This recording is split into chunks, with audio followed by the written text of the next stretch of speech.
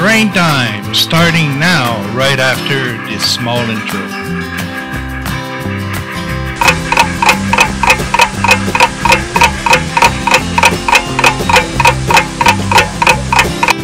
In compliance with COPA, this video is not for children under the age of 14. Viewer discretion is advised. Sponsored by Canadian Model Railroad.ca and by donations from patrons like you. Further support provided by Miniprints.ca. Make your layout come alive with the 3D creation of Miniprints.ca. And now on with the show with your hosts, Peter and Joe. Well, Peter, what time is it? What time is it? Yeah, it's train time. Well, it's Season 3, Episode 32, yes. Which is August. Season 3. Yeah. It's getting there. Yep, we're getting there.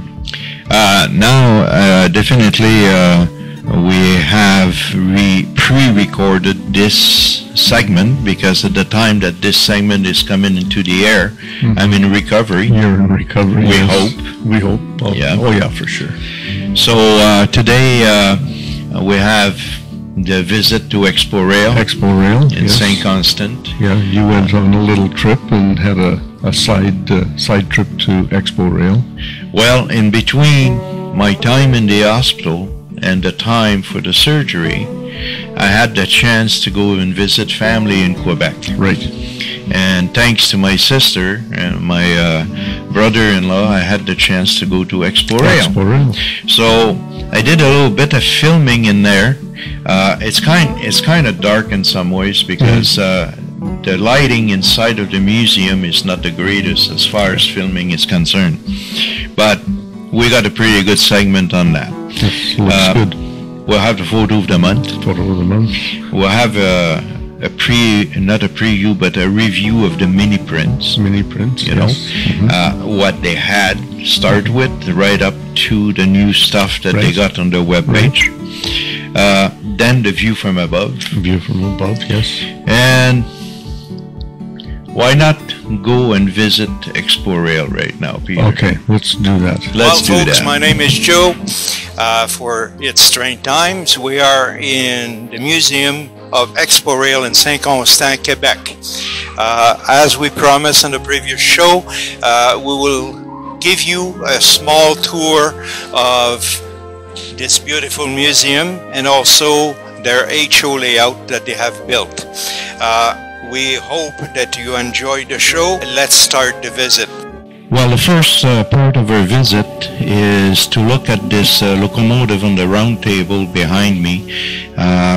This locomotive was the first locomotive built in Quebec, and it was running on wooden tracks, and later on they add on 90-degree angles to the wooden tracks so that it helped the locomotive itself. It's a very small power steam locomotives operated by an engineers and a conductor fireman at the same time. The locomotive itself was running from La Prairie, Quebec, which is in between Saint-Jean-Richelieu and Montreal, up to the Victoria Bridge. Many of the artifacts that are in the first hall going into the main museum. You can see some of the plates that have been used. You see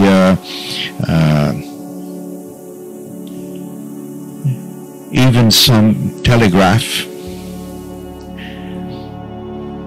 and different photo and emblems in that hall.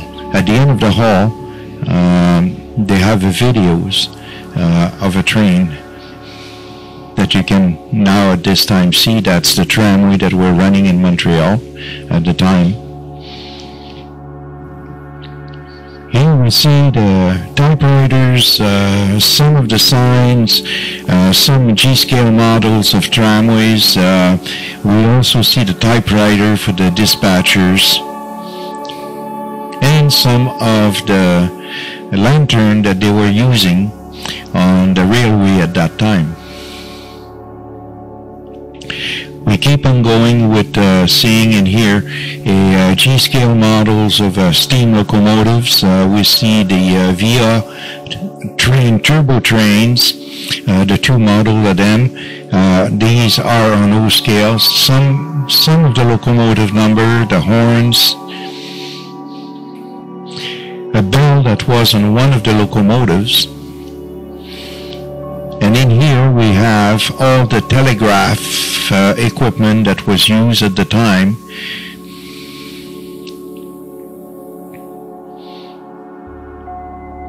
And some of the tools that they were using. Now we are in the main part of the museum, and the first place that we will go is to show you the tramways that were used in many different cities in Quebec. Now we see some of the tramway that were used in Montreal and some other city, and totally at the other end, the red locomotive that you got in there was one of the first locomotive that was used on the CP passenger train.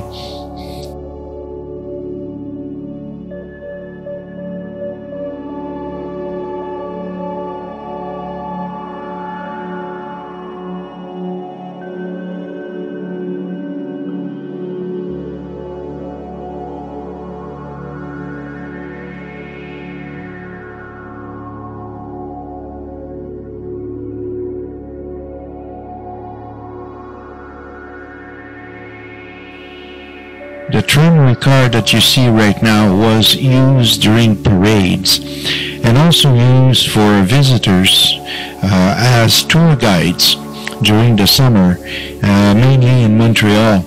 That behind is one of the others tramway that was used.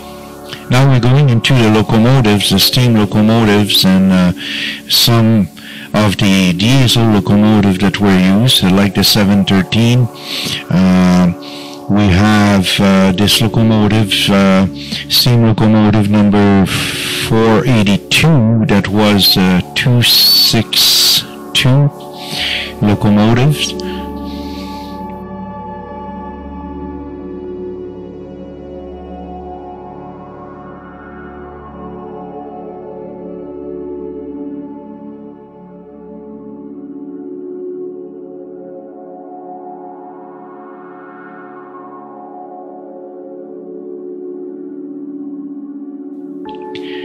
Number 244, another steam locomotive that was used by the CN.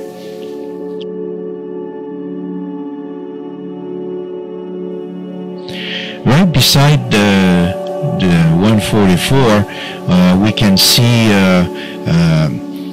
the Royal Hudson, which was at 2450.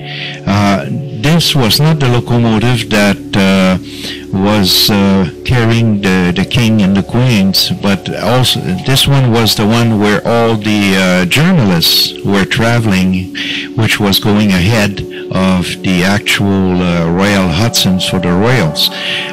The Royals Hudson that carried the king and the queen is an exposition in Vancouver. Now we're seeing one of the old end of the trains, passenger train dome cars that was used by the CN.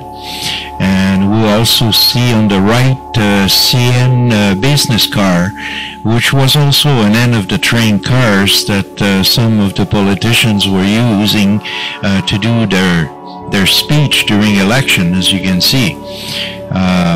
This car, both of them, matter of fact, have been totally refurbished and they are in excellent conditions.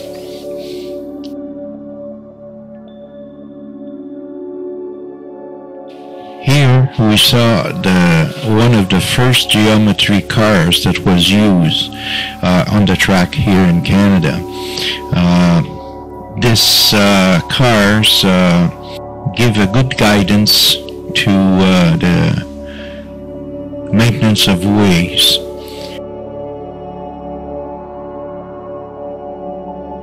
Beside, we see the snowplow, mainly used into the Cascade Division and so on, in the Rockies.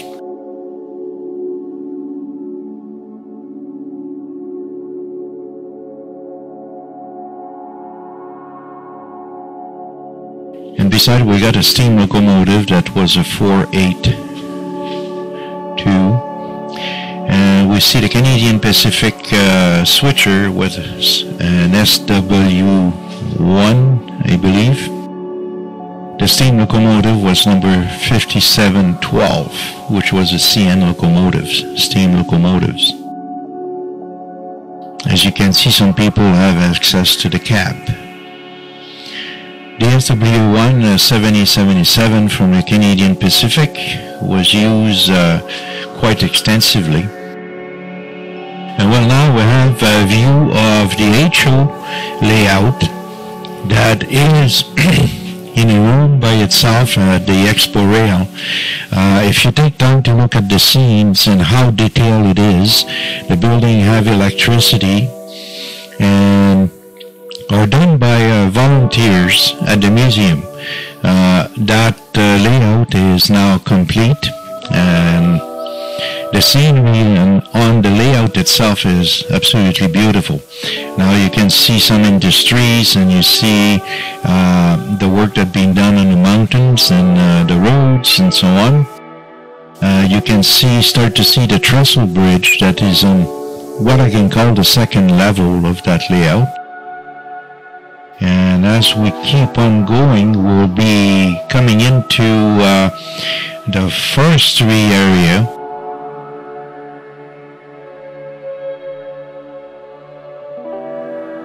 Now the view is kind of hampered because of the plexiglass in the front of the layout itself.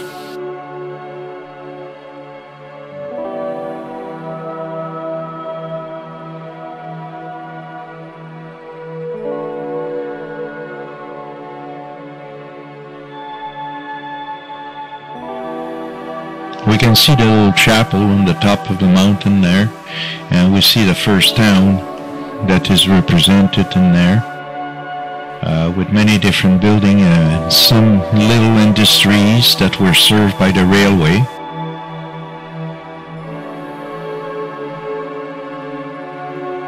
The backdrop of this layout is definitely superb to look at. Now we can see more of a farm, which is in the forefront of the station on the back.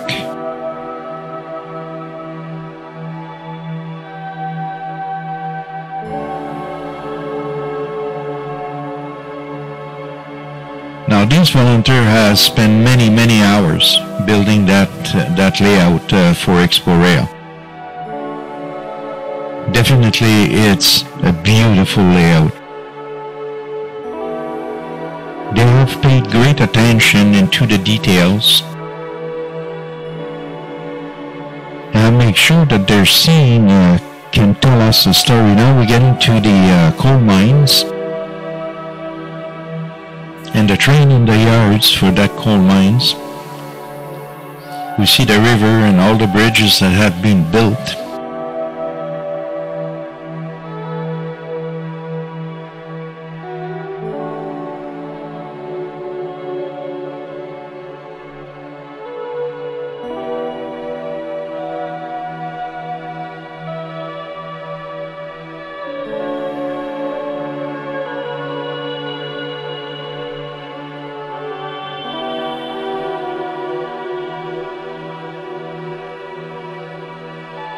As you can see, that layout is made of many different peninsulas, and each of these peninsula kind of tell a story. We see in here the side where you got the port with the phare, and here is the wharf, some of the boats.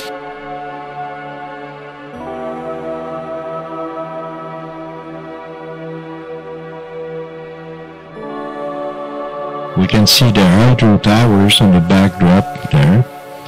They're coming through the mountains.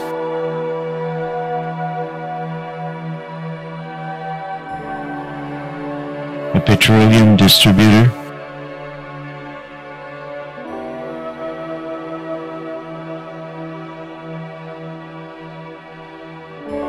And now we're getting into a bridge in here with animations where you got the signal from the train going, but there's also an ambulance and there's an accident, and the police is there, the flashers are going. So it's a pretty nice animated scene, and now we start to see the industrial portions of their layout, which is only illuminated. Some of them have interior scenes. In between the industrial portions and the front of the layout where is housing, you can see all the different little peoples that are there. Is yards with the round table and definitely the round house who's there. You got some transport and some warehousing. You probably can recognize some of the kits which were part of the cornerstone row 4, 5 or 1 or 2. You got a building using fires. You can see the firemen on the side, on the left side. And now we come in towards the roundhouse where some of the locomotives are stored, and we'll see what they do about the garden. That is the end of their layout, and we can see to the right is a little restaurant in there. This is a view of the roundhouse inside and their backdrop as far as the city is concerned. Well, as you can see, we're exactly back where we started. I hope you did enjoy the visit and enjoy the segment that we presented to you. And I encourage everybody who come into Quebec to make the time to come around in Saint-Constant and visit the EXPORAIL. That was EXPORAIL. Till then, Yes, very interesting. next time. Their layout there, on HO layout, is superb. Well, I'm sure that you could have probably spent a lot more time there too. Oh, I didn't went to the back of the layout because first of all I didn't have the energy to do it walking wise. Yeah.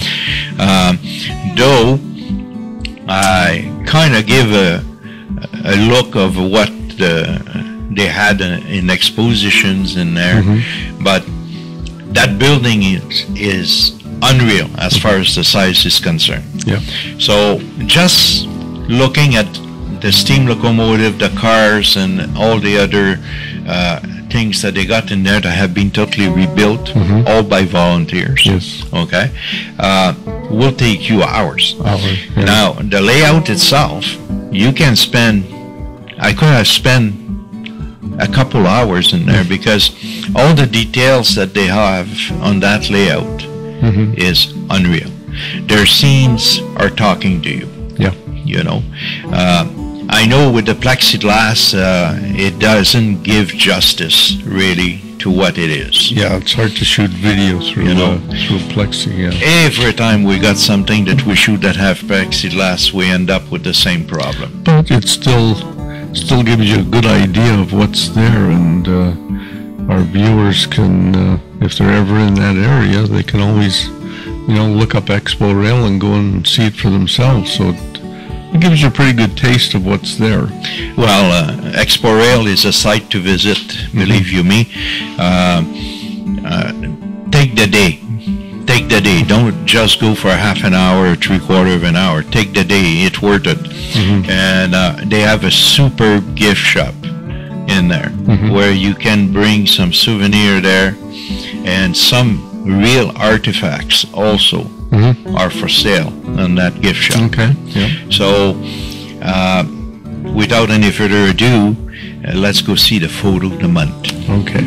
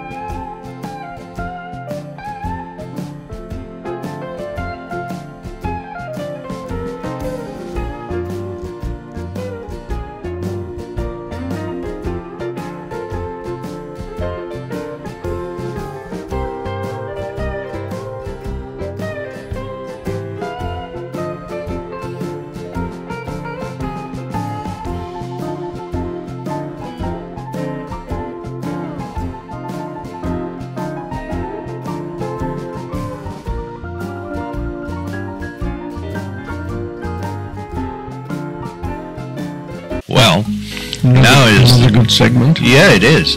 Now is the review on Miniprints. Miniprints. Right. It's a slideshow, and as you can see, they started at Miniprint by printing a beaver, Yeah. and then they went to all sorts of different animals. He needed the beaver for a seat on his layout. Yes, which he could not find anywhere else, and it built up to the bears, to the birds, to the eagles, and then many different animals in there had been asked to Bernard to produce, and he did. He did them some on N scale. Some could not have been reproduced on N scale because of the size, even in HO, and in O scale. And as the thing grew with Bernard, it so happened that boat were requires, canoe were requires. Then he brought some other stuff, chairs, as you can see through the slide, picnic tables, lawnmowers, tractor lawnmowers, tractors. He has even brought a truck on blocks. And then in the later stage right now, he has brought the trailers. The house trailer. Yeah, that we have used in the contest that we saw in July. And also he has brought some other interesting things, a set of decals that you can use in about any cars. Can be the cars for oil, so that type of thing, or even a boxcar that you can put the Miniprints on, and so on. He's working constantly on new projects and new things that come in. He just produced the sidekick of Lionel Strang, and that will go into the walk for 1 more years of Lionel as a fundraiser from Miniprints for the Princess Margaret Hospital. So we encourage you to buy those, because more money at that point on the research at the Princess Margaret for cancer. So, folks, take the time to go to their website, which is www.miniprint.com, and you can also see them on Facebook, Miniprint on Facebook, and you can see all sort of image. And now also Miniprint has every month, the first Wednesday of every month, go live on YouTube. And where he talk about the visit that he has received at the miniature printer land, and also about some rail fanning that he's doing, and some of the project that he has done in cooperations with others, such as ETLA or OVR, Other Valley Trains, which is in Tilson, Ontario. So, which is a great sellers here in Canada and United States. So, folks, go visit the Miniprint. It's worthwhile. You might find something that will make your layout come alive. And now is the view from above.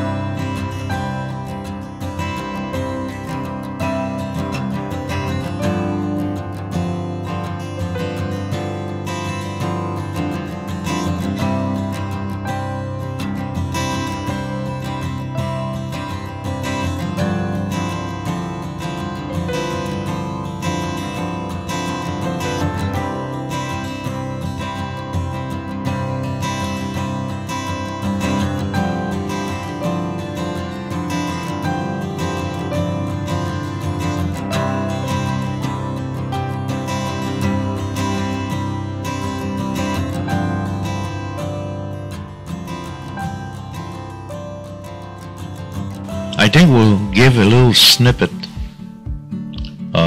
or preview of Peter Hess, Ah, yes, Peter Hess.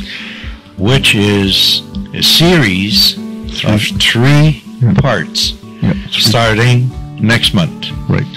in September. We'll run September, October, and November. Yeah, in episode 33, 34, and 35, you will see the whole layout of Peter Hess, which is based on steel modeling. Steel mills, yeah. Yeah, steel mills. Yeah. So have a little look just for now Just a little what might come to you. just a little tease.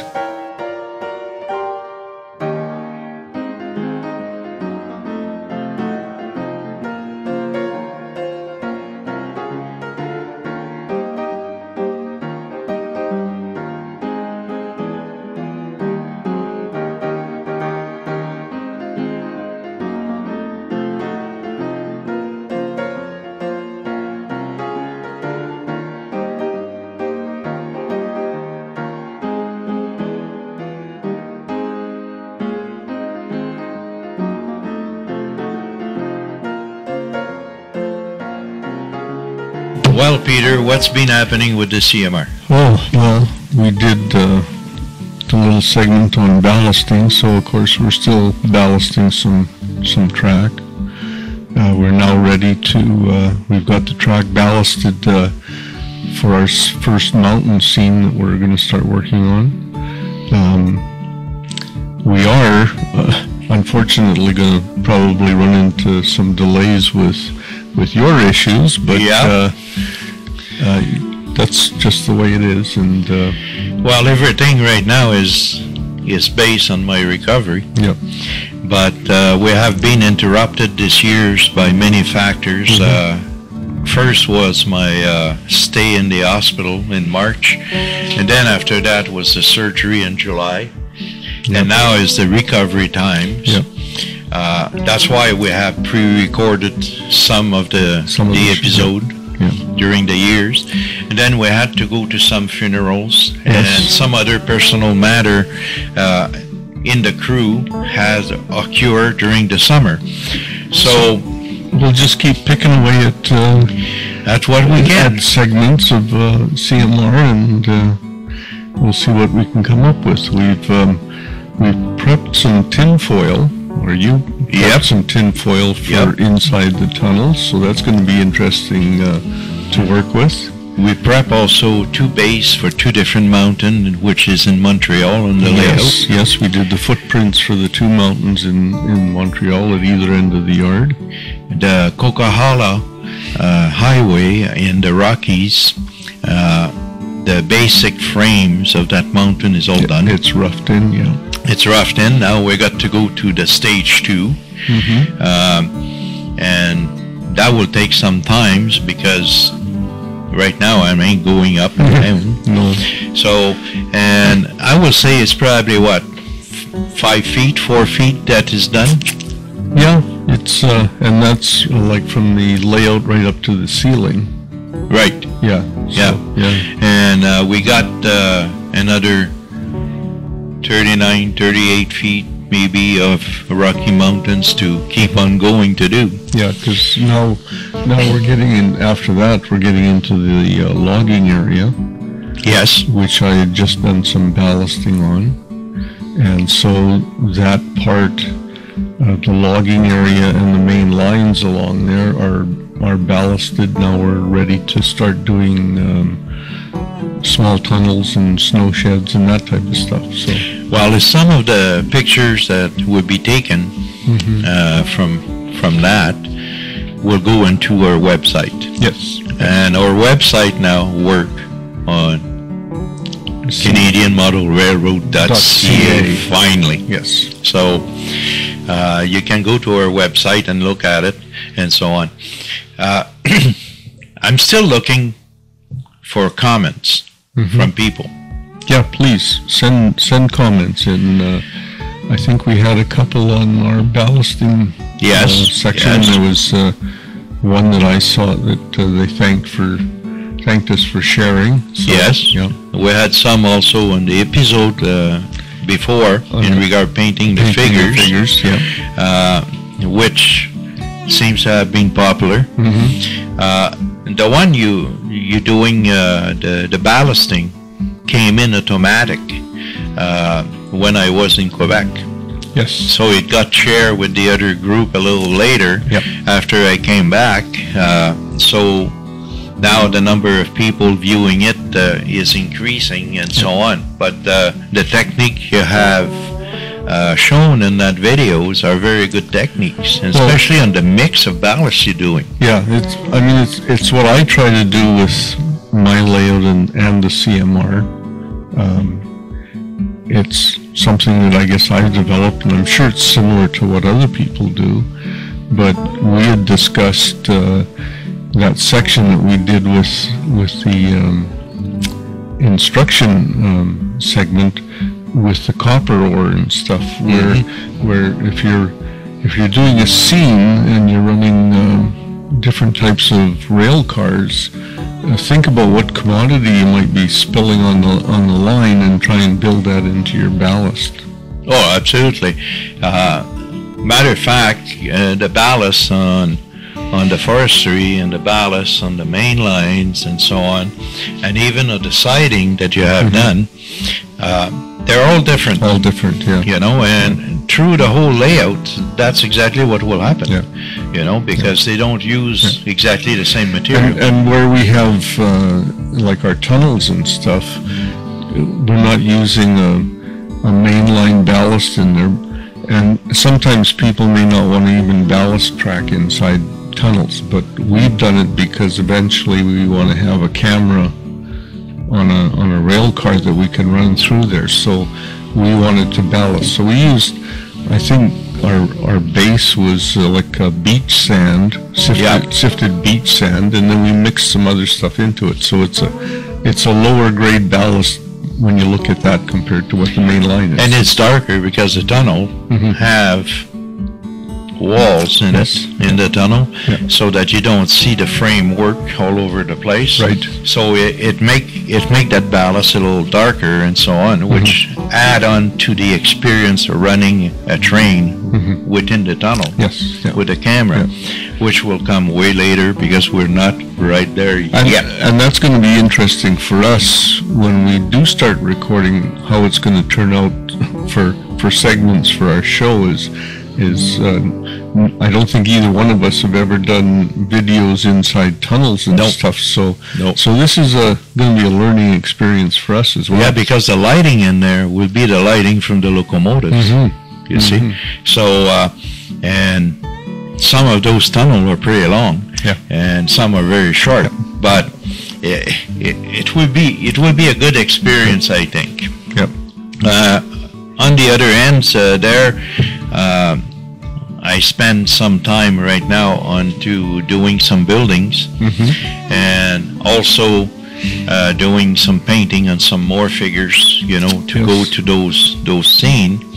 And one that I'm kind of stomp on right now is the one on the east side of Montreal, where the train are coming out of the yards. Is all the building, and there have to be a rear view of the building, and somehow I really have to look at the dimension in there, depending on what would be on the backdrop.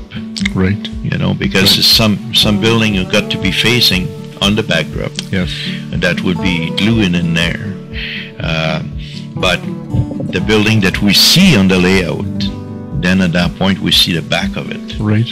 So, and is definitely the abandoned line on the front. Yes. You know, that's got to be done. Yep. Which was the old short. The old short line that went underneath the layout, and we discovered was not a good idea. So. No, it was not a good idea at all, because it was way too long and it had no really good access to it. Yes. So we don't suggest that you do that. So be careful in your track planning. Yeah. The idea was good. Yes. In our mind. Yep. Yeah. I might say in my mind, but the actual thing after it was built was a disaster. So you cannot achieve a good layout without making some major mistake. Yep. You know, that was one of them. Yep. It was a good learning experience. Yeah. Yes. And it was a whole lot of work at that point to change that out. Yes. So I know. Yeah, you do. And you recover all the tracks over there. I went under there and I managed to recover all the tracks that had been laid under there. Yes. Well, I got to lift my hat to you on that one. Yeah. You know. So anyway, it was great experience, gained through all those, you know. So do not think that we are professional, because we're just guys like anybody else, you know, doing our best to try to bring something, and slowly we're bringing it to you through video. Right now, the circumstances this year have not allowed me to be able to do more. And definitely our plan had to change as we went along. But we got ton of stuff that will come up so that you can really relate to the CMR layout. Yeah. In the meantime, visit our website at www.canadianmodelrailroad.ca, or come and visit us on our Facebook group, Canadian Model Railroad. Till then, Peter. Yes. What do we say? We say enjoy the hobby. Nice modeling. Send us some comments. Send us some photo. Send us some videos. We did like to feature your work. Don't feel shy about sending us that, and we will make sure that we can also feature your work. And if you have some videos, raw footage, send the videos to us, and we can put them on a segment, or or three like Peter Hayes, or if there's enough, we can do a series. That's right. So till then, folks, till we see you again on episode 33 in the season 3, have a great time. Happy modeling. Happy modeling.